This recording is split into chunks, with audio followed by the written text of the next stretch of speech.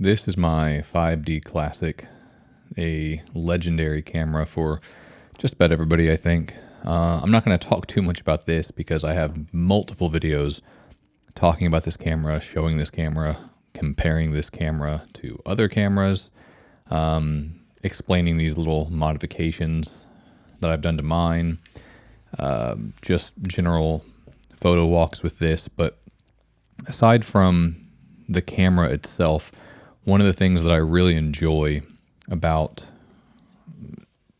I guess, playing with and owning these old cameras is the media surrounding them. And here's a good example. This was the book magazine, I guess. They call it the Superbook, obviously, but it's laid out like a magazine. But this was the Canon EOS 5D Superbook. This, as it says right here, was in traditional Chinese mint specifically for Taiwan. And basically this covers everything that you, as a buyer or a potential buyer, everything you need to know about the exciting, new, amazing 5D. So what I like about this stuff is, aside from the fact that, again, nostalgia and it's fun to look at it, is this kind of gets past all of the myths or the legends. It gets past pessimism or people kind of rewriting history. When it comes to these old cameras, what I notice so often, especially when I do a video where I kind of give a brief history of the camera, or I'm looking at videos where other people talk about a camera or its capabilities or what it's really good for, or if it's still good or capable today, one of the things I notice is a common trend, and it's not really anybody's fault, I don't think. I think it's part of human nature, is that we tend to diminish something's value as it becomes older or if it's replaced by something that's better. Now, a lot of these people, whether it's people who shoot film or people who shoot cameras like the 5D Classic, people will say things like, it's as good today as it ever was, and that's true. And you can also make an argument for the fact that not only was it I'll use this as an example, but any camera, let's say any professional flagship camera, the idea or the argument for these cameras is that, at one time, this was the best camera the industry had to offer. It had everything. It could do everything. It was amazing. It blew people's minds. It was just impossibly good. And people would spend thousands or sometimes tens of thousands of dollars on these cameras, depending on exactly which one we're talking about and when you bought it and whether we're adjusting for inflation or not. And they were happy. It was money well spent, and these cameras got a lot of use. I mean, these cameras have been used in every country in the world for just about every assignment you can think of, from casual family photography to high-end professional sports photography, for nighttime photography, for photojournalism. I mean, there are so many amazing cameras and lenses, actually, that at one time were the sought-after prize. It was the best that you could possibly own, and professional photographers proved every single day in and day out for years that this was the camera to have.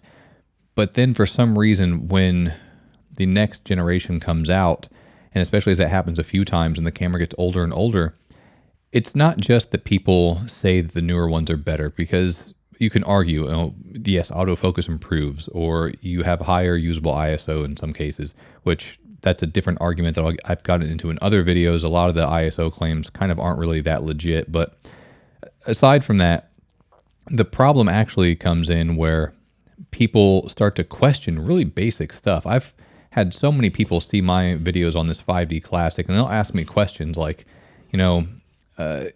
could this be used for low light shooting? What about, where people will say, well, you can't really use this for sports photography, or you can't use it for this, you can't do it for that. If you don't plan on printing your photos, if you're just going to look on Instagram, the 5D Classic is great.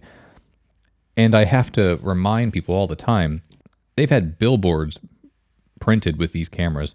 They've had magazine covers. They've had fine art photos, very large print fine art photos that you are looking at close range. Ken Rockwell, as an example, when he reviewed his 5D Classic originally back in the day, he was talking about the fact that at 12 megapixels, it was super high resolution, and he had printed a photo, I think, on canvas that was like 5 feet wide, and he could stand right up on it, and it looked sharp to him.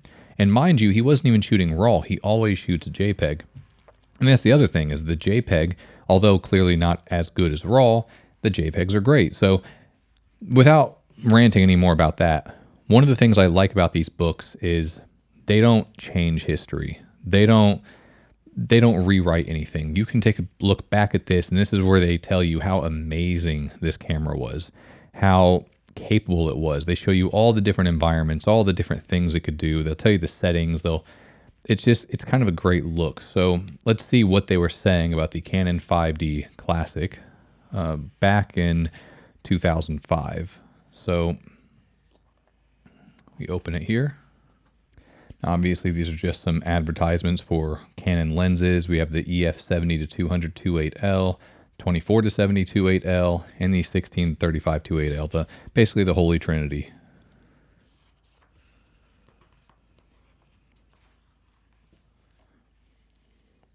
Little table of contents of everything we're going to get into. They weren't shy about using the screen. These days, everybody talks about how bad the screen is. I've never had any problems with it. And nobody back in the day at that time complained about it. It was an amazing feature that they had no problem using. It's only now in hindsight that we talk about how bad these screens are, but nobody seemed to think so at the time. Now look at this. This is a double page, not just a full page, which, a full page out of a magazine is almost 9 inches wide and almost 11 inches tall, or what is it, 12? I forget the exact sizes. As a matter of fact, let's be precise.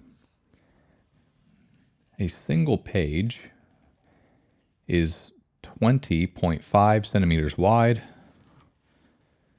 and 28 centimeters tall, which means the full width, if we were actually to flatten this and open it completely, would be pushing it down about 41 centimeters wide by that same 28 centimeters tall.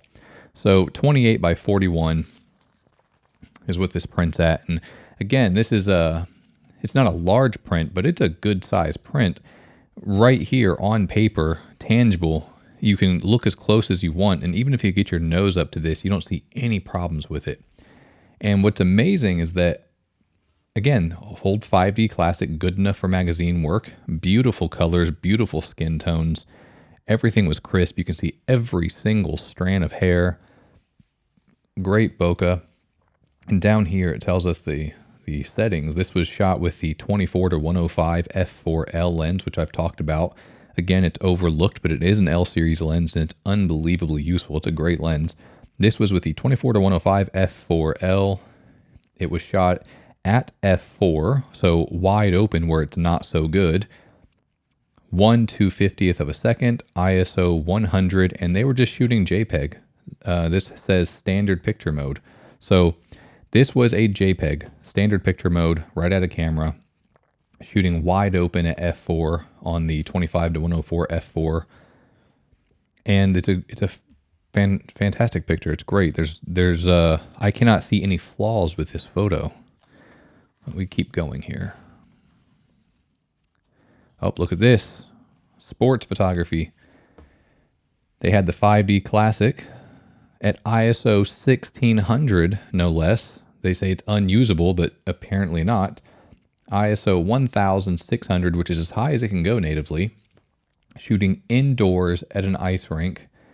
Is this, I guess it's figure skating, I have to assume. I don't know much about the sport, but they were using the Canon 400mm f2.8L.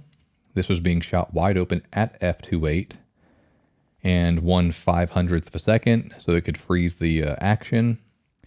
ISO 1600, and again, shooting JPEG, standard picture profile. So most of these, some of these, I've already gone through this and I loved every bit of it. Some of these are shot in RAW, but very, very few. It's amazing how often people who were coming over from film were just shooting directly to JPEG, and they were having fantastic results. Because again, one of the things you have to remember And this isn't a shot at anybody, but today we are so spoiled by technology. Our cameras basically do so much for us, even when it comes to post-processing like Lightroom and things like that. There's AI noise reduction. There's automatic profiles. There's so many times you can just click a button and it does stuff for you. And you say, yeah, it looks good. And you can apply filters and all this stuff. Even in the camera itself, the automatic white balance, automatic the focus tracking, the focus acquisition and focus tracking is so accurate. The cameras basically can do nearly everything for you. So as long as you just point the camera in the right direction and don't mess up too badly, especially because ISOs can be set kind of at anything, it's guaranteed that you'll get a photo. Now, that's also the reason why more and more photos these days aren't great photos, because people are kind of losing the skill of photography. And as you lose that skill, I think you also start to lose the eye for it a little bit. But back in this day, when people were using the 5D Classic, these were guys that were coming over from film. These were professional, real deal photographers who had a life of film experience under their belts. And that meant they knew all about how to optimize everything. They knew how to frame a shot. They knew how to time a shot. They knew how to compose it, how to balance the ISO versus the shutter speed, all these things. So basically they could do everything manually on their own. So the idea that this camera was digital, they could basically shoot more than a single roll, the fact that they could on the fly crank it up to 1600 ISO and then drop it down if they needed to, and all sorts of other advantages that you have with this new 5D Classic, this digital revolution sort of thing. Even something like RAW wasn't really necessary. They could get it right in camera and just shoot straight to JPEG. And by the way, at 1600 ISO on the 5D Classic, I don't see any noise. This is unbelievably clean. Because again, it was exposed correctly. As you see, this one here is a nighttime shot. This was using the 24 to 105 f4, shot at f8 actually. So despite the low light, they did stop it down so they could get more of it in focus. They shot at 2.5 seconds, so obviously must have been using a tripod. And ISO was at 400. RAW plus JPEG, standard picture profile.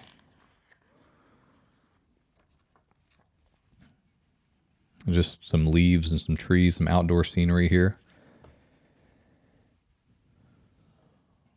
This was the 17 to 40 f4L. This is another lens that I've had. People talk about how it's too soft in the corners, and that is true. It does get a bit soft in the corners, but I kind of like that look because it makes you focus on what's in the middle of the frame, or towards the middle of the frame. This one was at f8, ISO 100, RAW plus JPEG, standard picture profile. Again, looks great.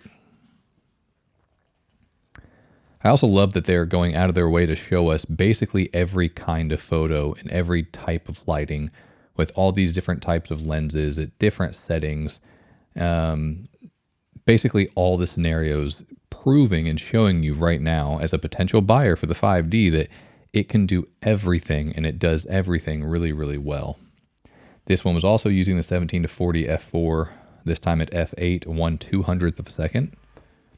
Oh, exposure compensation was set to +3.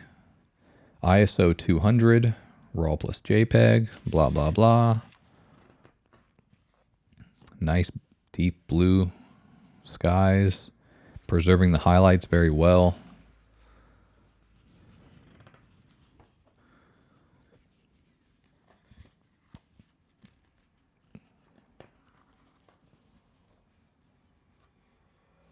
Oh, I also like seeing this stuff, seeing what else was popular at the time.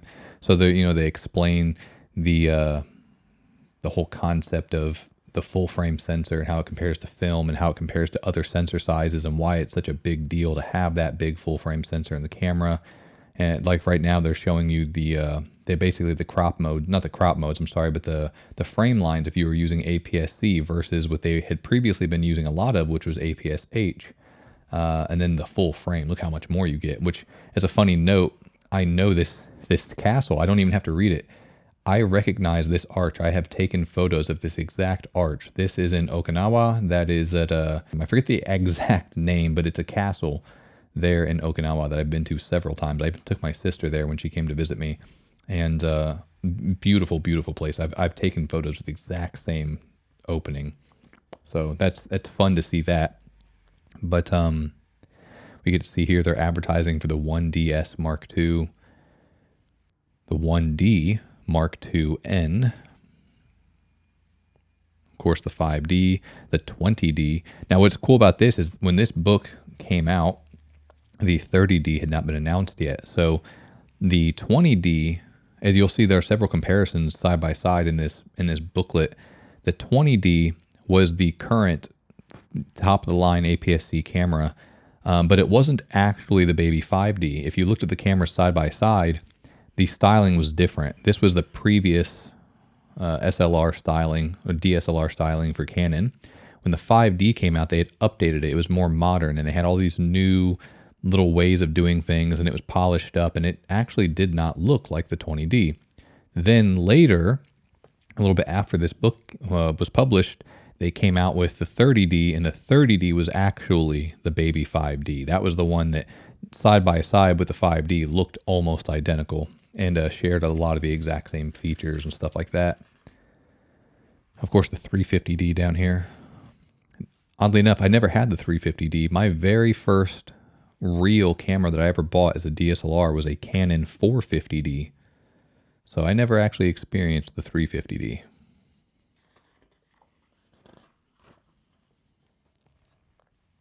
Yep, and there's their lineup. From entry level all the way up to I'm the big kid on the block. And it's, again, interesting because the 5D, people say it's, semi-professional or prosumer. Again, back in the day, that's not how they thought of it. Back in the day, when it was new, this was a full-on professional camera. It was a top-of-the-line camera. They weren't going to say it was better than their 1DS Mark II because, of course, this one had better battery life, it had a faster frame rate, various little advantages like that. So if you were a serious sports photographer or something, you might want to use this. But for most professional photographers that did not need that faster frame rate, the 5D was as good as it could get. This was the top dog. It had better image quality, according to Canon, than this 1DS Mark II. It had new features that were not available in the 1DS Mark II. And they just outright showed that even if you are a sports photographer or whatever, they'd even place it above the APS-H 1D Mark II-N. It's just flat out better than that camera, period, end of story. So it's funny when people now say, oh, this wasn't really a professional camera. It was just a prosumer. Not according to Canon.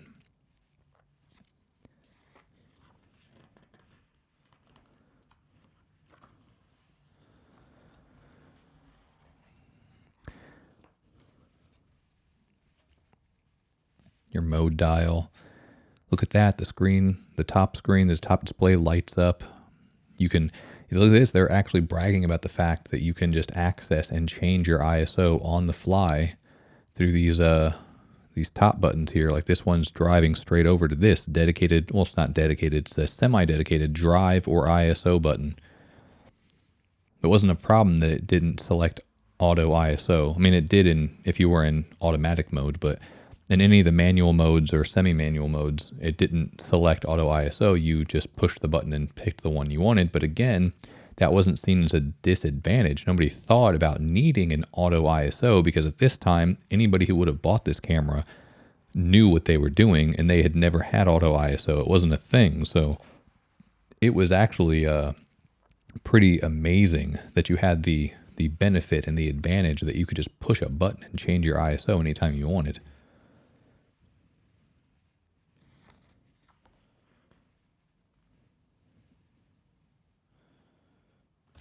All the little features. This is just cool. It shows you every single thing it can possibly display. Look at that. Everything a real photographer would ever want to know, all on this one little screen that you can look down and see anytime.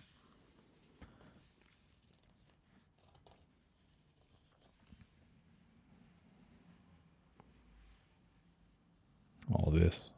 Every time I see them displaying an image on the screen, and they talk about the screen and all the benefits of the screen, I can't help but to think about everybody who buys these cameras now and then complains that the screen is no good. It's just, it's amusing.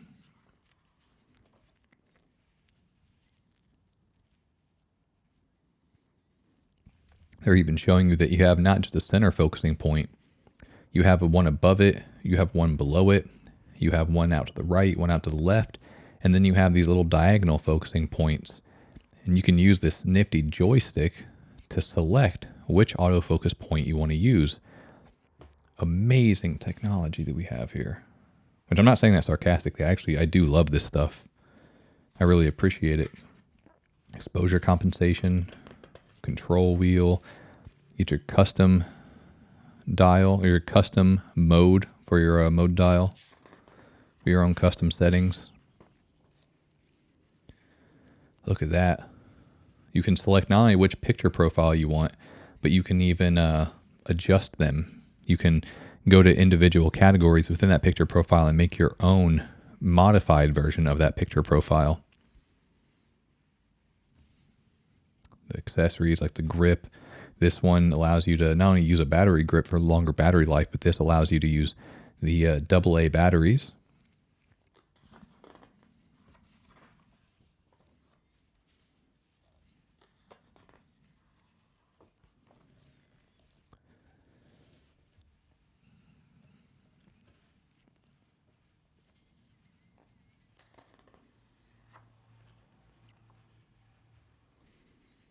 By the way, if I stop talking for a little bit, it's just because I don't feel like I have much to add. Like, I think you can see everything I can see.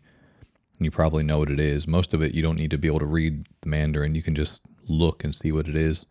Obviously, this is talking about the actual exposure stuff. Over to the right or to the left. You know, what does the exposure look like on the graph? And how that translates to real world photos. This one's showing it's to the left. Oh, look, it's underexposed. This one's peaked over to the right. Look at that, it's overexposed. We get it.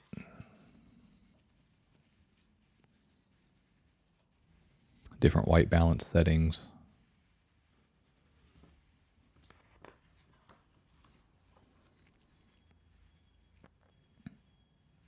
And again, the amazing power of 12 megapixels, which again was just amazing at the time. I think today it's easy to roll your eyes when someone says that 2 megapixels is enough or 4 megapixels is enough. If you know how to use it, you know, if you're a good photographer, if you can compose correctly. But it's not just something that people say generically, it's true. So many old professional cameras in the early digital days were less than 5 megapixels, or they were 6 megapixels or less. And not only did you have, you know, professional quality results, but you had the ability to crop and everything else. And this is a great example. This is 12 megapixels, and it shows this tiny little square, this tiny little center area where they're cropping. And it looks over and it shows you how it compares f22, f8, f4. But even then, look at how tiny this little square is in that entire frame. And look at how clearly you can still see the details on that part of the windmill. Same here. You have this ship and everything, and then there's that mast in the back, and that tiny little square cropped out. And you come over here and you can clearly see every little detail.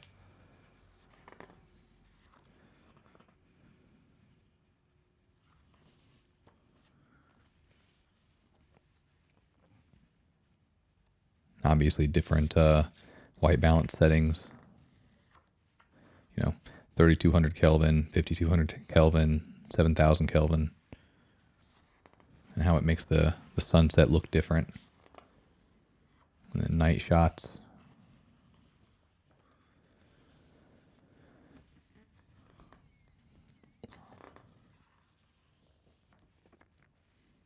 Look at this awesome CF cards.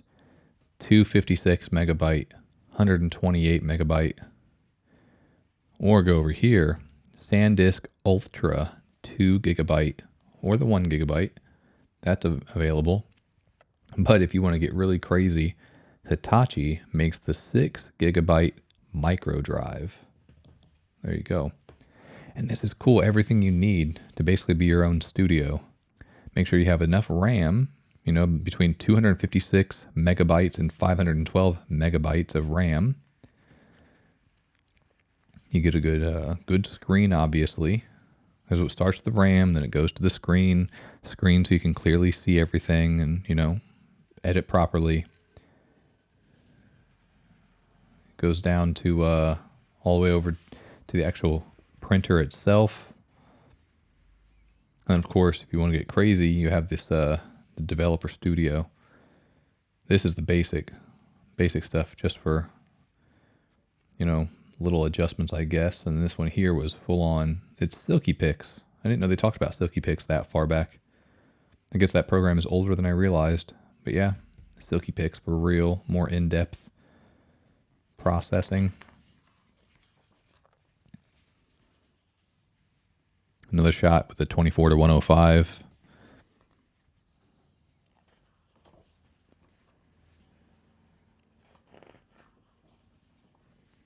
I start to really get into this because this is where they start showing a lot more sample photos of people. I shoot anything really, but I really, as a rule of thumb, I tend to be more interested in photos that either the photos of a person primarily, or at least there's a person somewhere in the photo. Seeing people makes me more interested. So it's nice to see a picture of leaves or flowers as a way to kind of figure out how it renders, but seeing actual people is typically better. And what's cool about this magazine or this book is that's the actual photographer that was using the camera. That's the model who's getting photographed. And they actually show you, in every one of these pages coming up, they show you the way that he got the exact shot. And then it shows you different examples.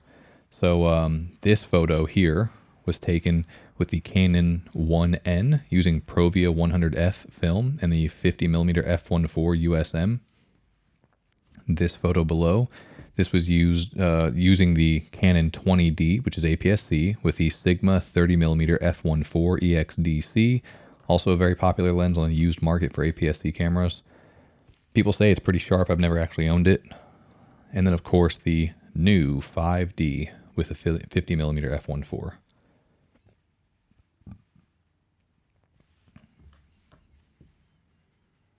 Yeah. They all render differently, obviously. But I guess you probably can't see it from the camera, but seeing it up close and being able to see the fine details, I can definitely see which one I prefer. This is they use the 17-40 lens, the Canon 17-40L lens on the 5D, the 1N, and then they use the 10-22 on the 20D, and then they also use the Nikon D2X for comparison, using the 12-24 f4. And they took this shot of the pier and all that stuff, but they went way over here to the corner of the frame and zoomed in so you could see how clear the corners were.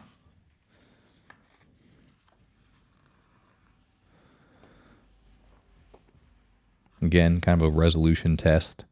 The Canon 5D versus the 1DS Mark II. The 1N using Provia 100F. The Nikon D2X and the 20D, the Canon 20D. And by my eye, as far as the digital cameras go, the 5D is very clearly the sharpest. Between the 12 megapixels and the fact that it had a very weak AA filter, it's a phenomenally sharp camera.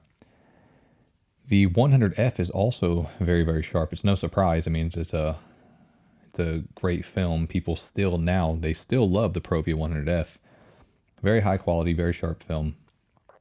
But I know this is going to sound like I'm joking around or maybe stating the obvious, but looking at the fine details, yes, it is sharp, absolutely detailed, but with the 100F, I noticed some grain.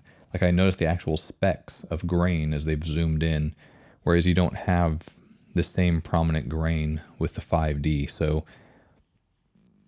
there's more contrast with the Provia. You can see those, it's darker and this is a bit lighter. They're both, I think, equally as sharp, but this has more grain attached to it, so it doesn't look as clean. So I guess it's up to your preference. Some people like that look of grain specifically. Some people want to avoid it.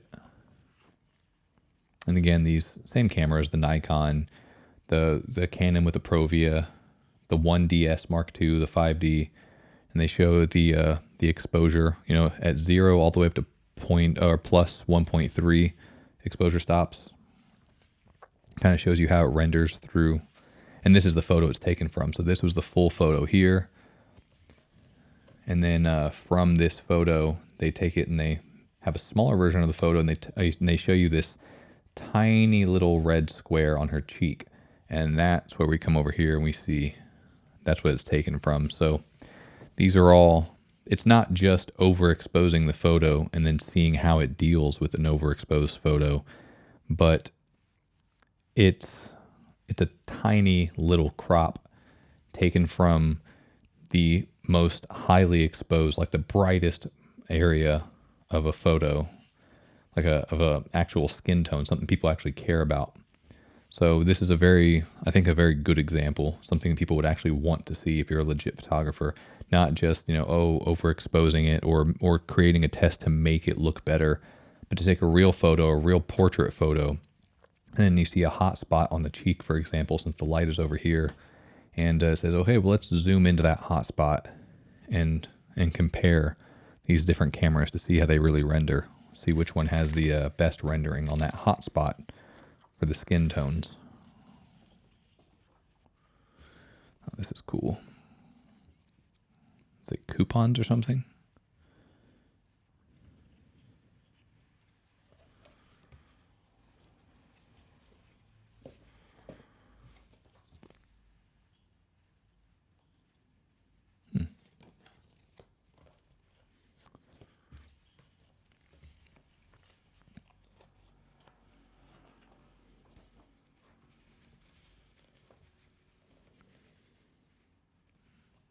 Same thing. Photo taken in this room. The woman's the subject, obviously. Takes a tiny little square cropped out from her cheek to show the transition between the light of her cheek to the darkness, the shadow that's between her hair and her neck. And then it shows you how, I guess, it's rendering those shadow details, whether you're using the 5D or the 1DS Mark II, the Nikon D2X, or the 20D. And they're even mentioning here when they have to be pushed, which one is native ISO and which one has to be pushed. So with the 5D, the 1DS Mark II, and the 20D, they can all hit 1600 ISO natively, but the D2X is already, this isn't a boosted mode. I guess it only goes up to 800 ISO natively.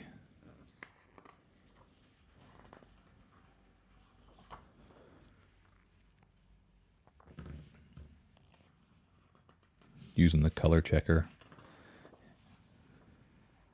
Again, more stuff here.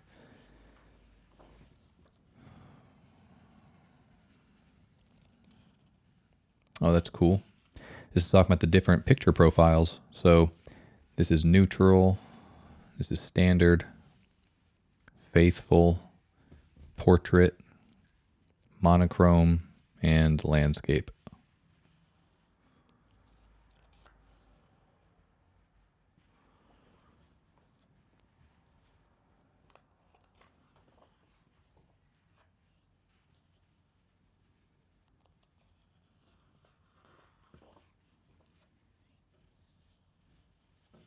I like this shot.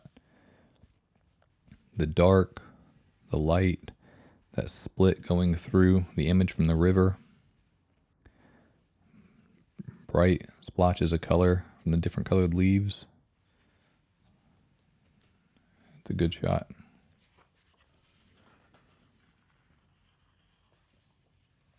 Oh, cool. Some long exposure. So that water starts to blend. That's cool. Of course, they're telling you how to do these different things.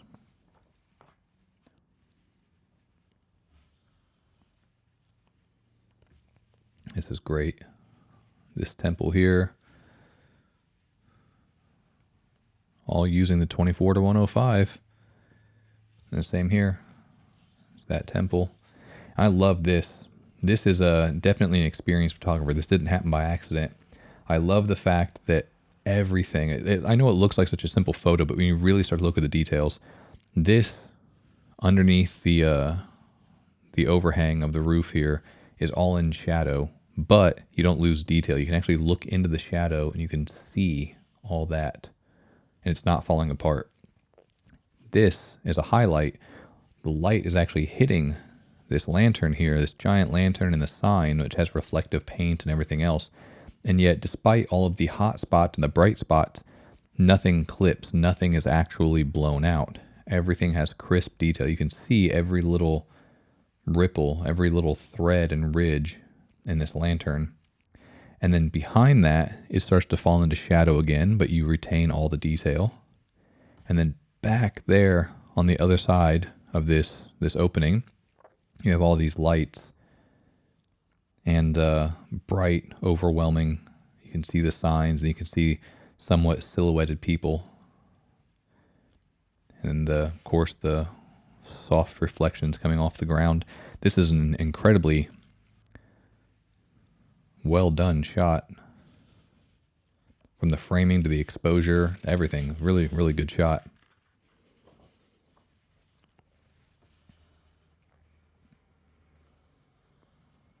Some macro photography.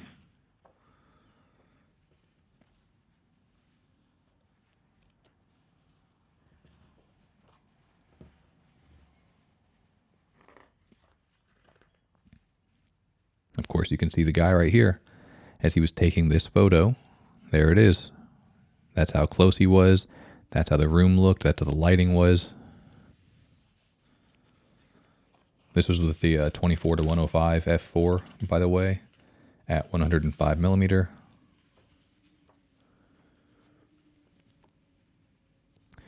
Here's what the setup for the photo looked like. Her against the wall, him pretty close to her. And there's the final result.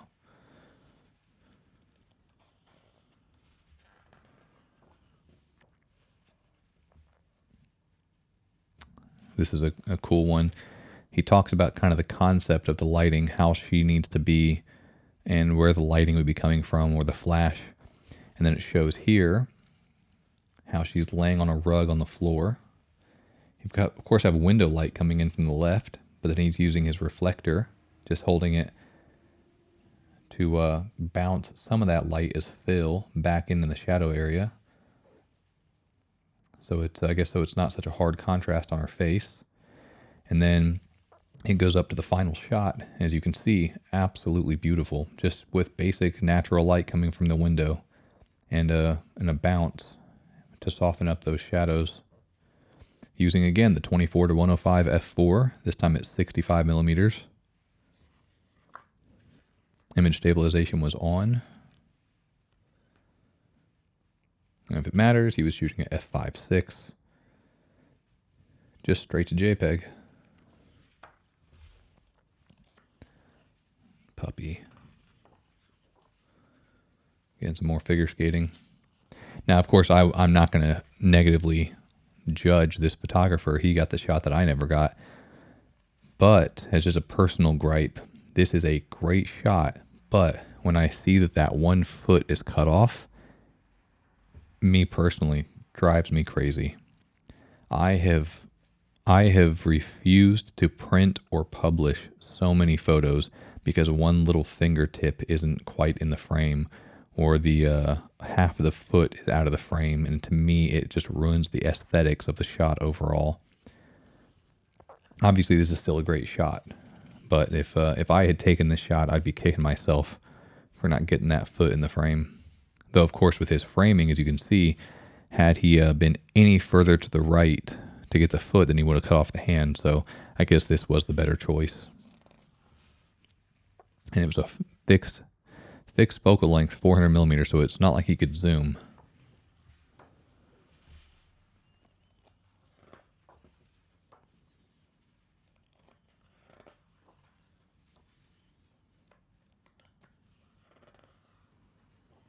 lens stuff. Yeah, the 24-70, the Tamron SP 28-75, the Canon 24-105. Such a great lens. Anything needs more love. Look at that, they're advertising for Tamron and Sigma. All playing friendly with each other. We're all friends here. That's a cool shot. Taken with the 5D, the 24-105 at f/5.6 ISO 400.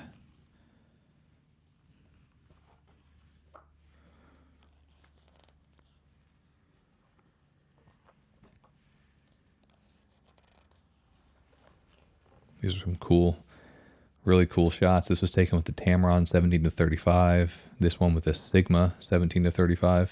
These are really good shots. Wish they were bigger, so I could really explore all that detail.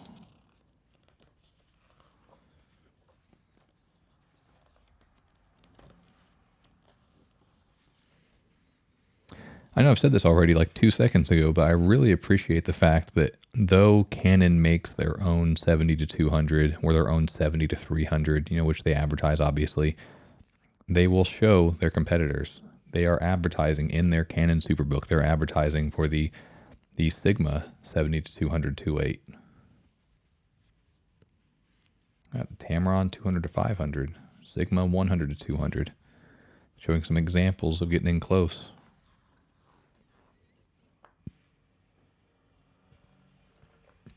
Some macro work. We're coming to an end here pretty soon.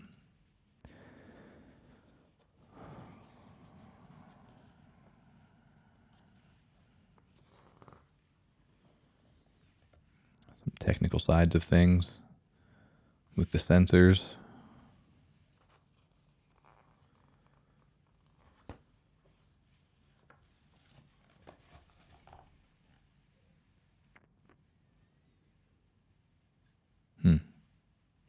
Interesting stuff. I like that they have examples, actual sample photos of each thing to show differences so we can compare directly.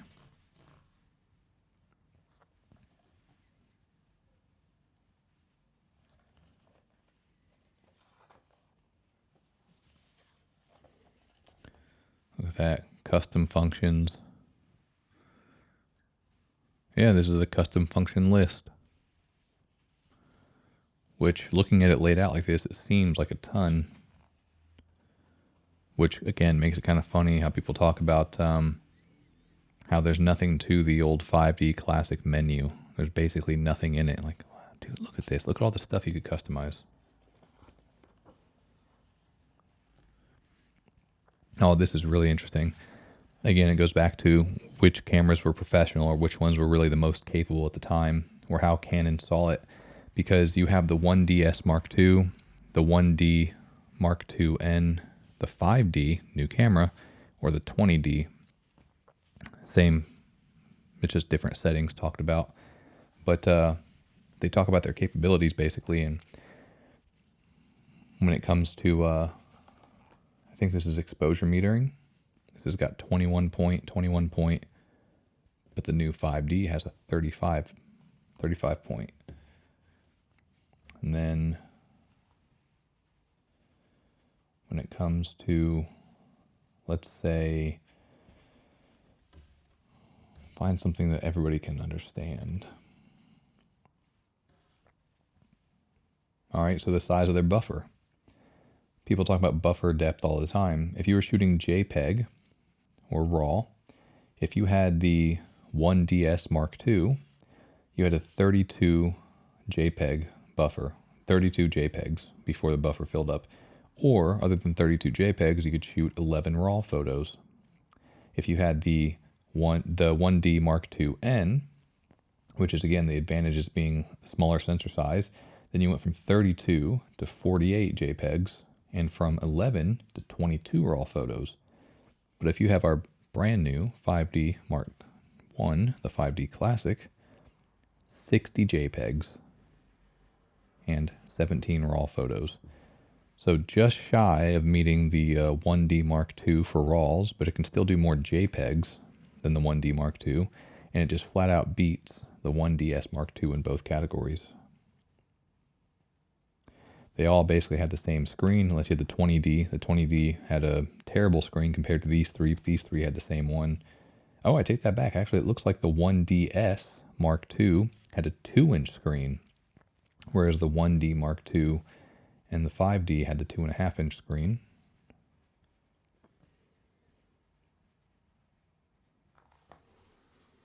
Come over here. We'll be talking about the sensor size, obviously. Ooh, the resolution. 16.7 megapixels for the 1DS Mark II, 8.2 megapixels for the 1D Mark IIN, 8.2 megapixels for the 20D, 12.8 megapixels for the 5D.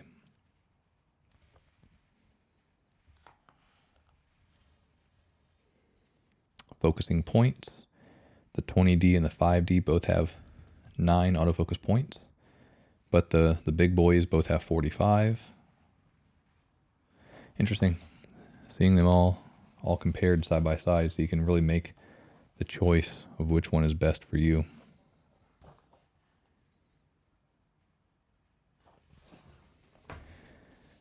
Anyway, there it is. New. Be the first one to get it. The best Canon has to offer, cutting edge technology. Never thought possible. Now, it can be yours. The Canon 5D. Classic.